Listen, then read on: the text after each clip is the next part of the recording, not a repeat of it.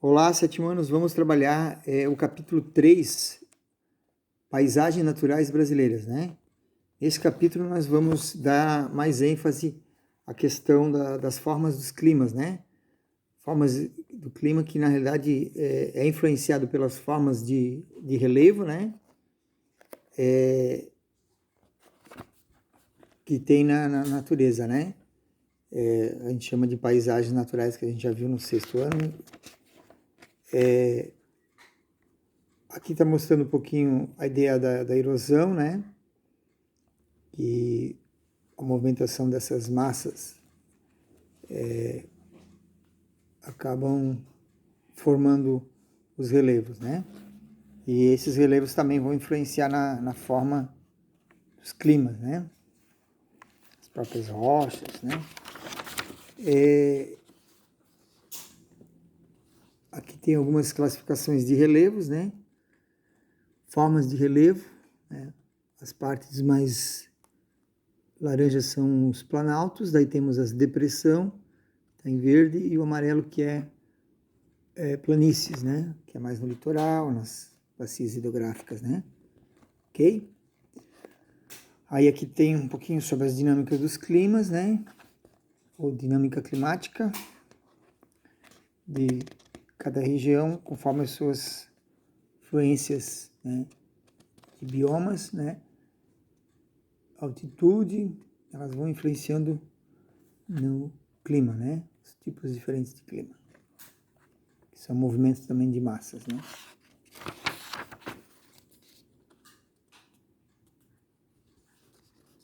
Aí nós temos as principais características dos tipos de climas brasileiros, né?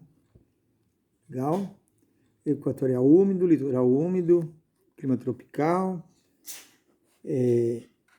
tropical semiárido, tropical de altitude e o subtropical úmido, que é o nosso, né? Vamos depois dar uma ênfase mais nessa página dos morfoclimáticos aqui, só vamos colocar a questão hidrográfica, né? Que são os rios. Aí aqui tem uma imagem, foto, figura 8, que tem as bacias hidrográficas do Brasil, né? Amazônia, fica bem nítido ali, né? O rio Paraguai, que ele tem nomes diferentes, né? Do Paraná, o Paraíba, né? Aqui mais ao norte o Rio São Francisco, que corta também uma parte do Nordeste, que vem lá de Minas, ok? Então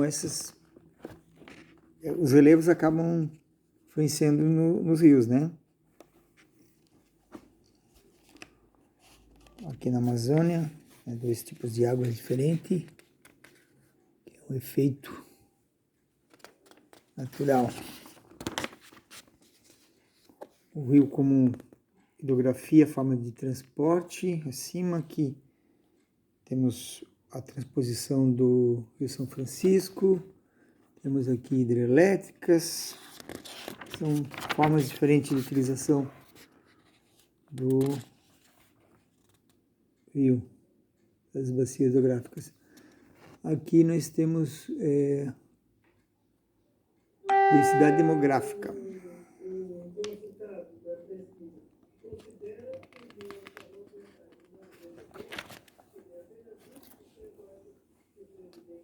Aqui nós temos o aquífero Guarani e também mostra que temos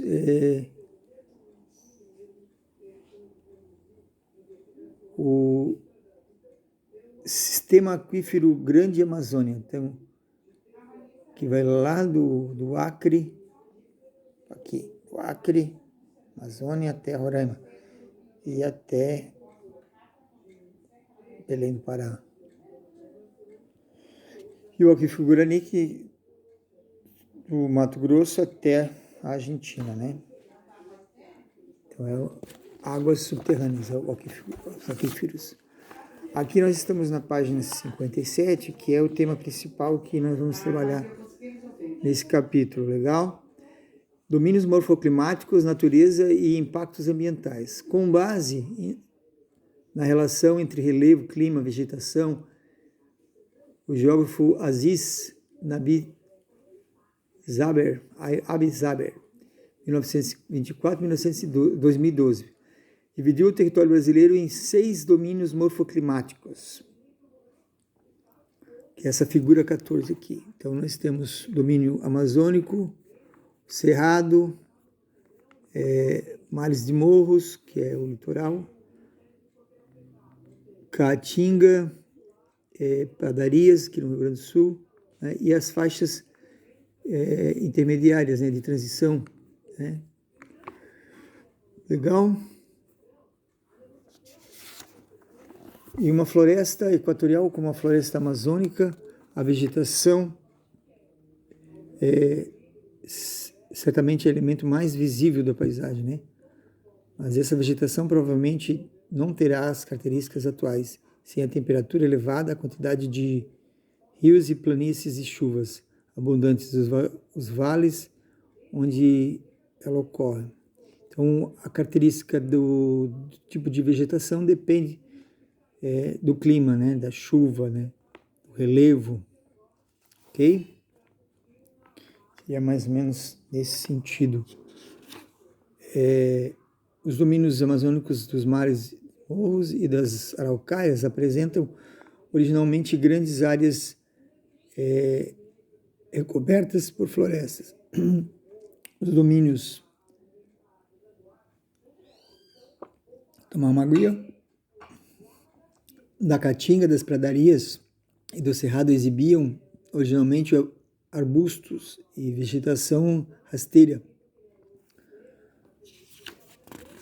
Então, aqui nós temos os exemplares, né, de tipos de vegetação. Aqui nós temos do cerrado, uma demonstração do tipo de vegetação. Aqui nós temos o tamanduá-bandeira, uma anta, bugio, né? Que são animais que se alimentam da natureza também, né? Dependem do tipo de vegetação que tem aqui, de alimentos e frutas, né? Domínio amazônico.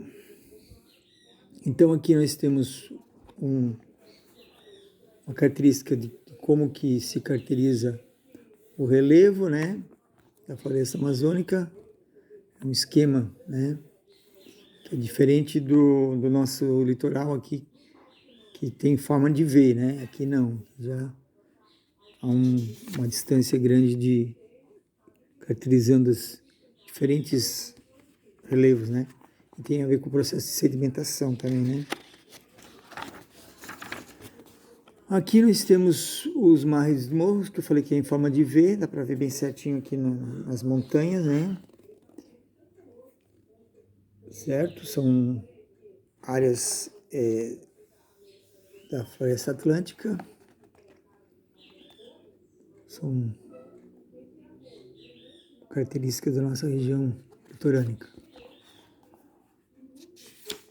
Aqui nós estamos na página 61, está falando sobre organizações não governamentais, proteção da natureza, né? SOS Floresta Atlântica. Inclusive, essa semana eu assisti um vídeo, quero ver se eu consigo colocar para vocês, sobre o problema do desmatamento da Floresta Atlântica. Domínios de araucárias, né?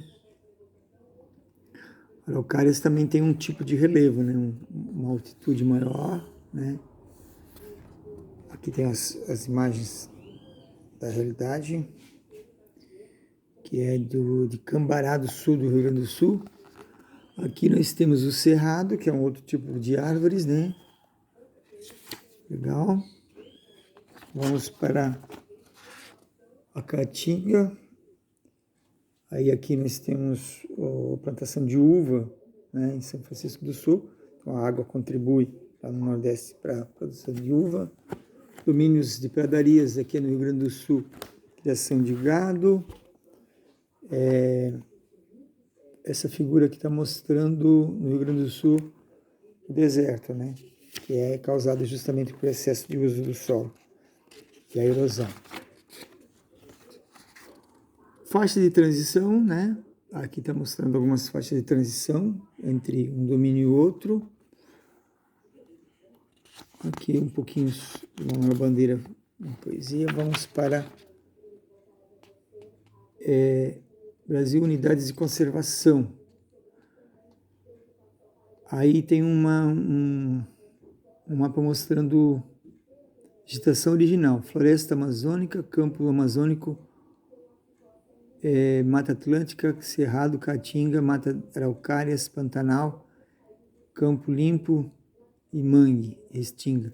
Então acrescenta mais alguns elementos, né, para análise, né? No outro não estava.